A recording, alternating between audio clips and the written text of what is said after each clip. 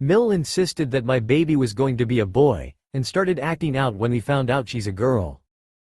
So I, 22F, and my fiancé, 21 meters, have a little boy and we're expecting a little girl in December. My Mill has insisted since she found out that it's going to be a boy, and some of her reasons just don't make sense. According to her, her family just doesn't have girls and apparently there was no way for my baby to be a girl, despite the fact that my Mill has a daughter herself. Gender reveal happens, it's a girl.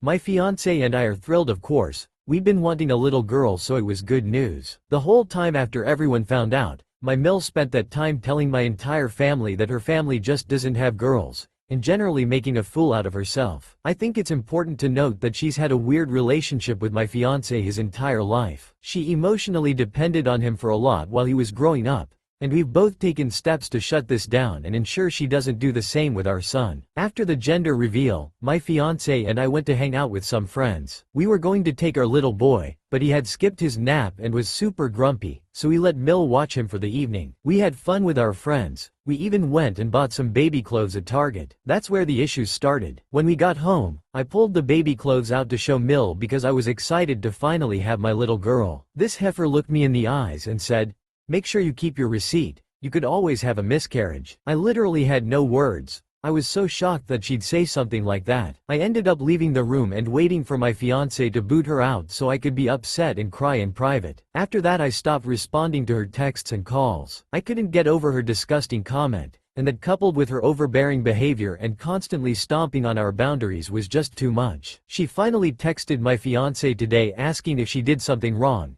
and he explained to her how wrong her comment was and that we don't appreciate her overstepping and ignoring our boundaries. He was respectful and wasn't trying to start a fight, but she decided that she was going to double down and make excuses and play the victim. Then she asked why should she apologize when I've apparently never apologized to her.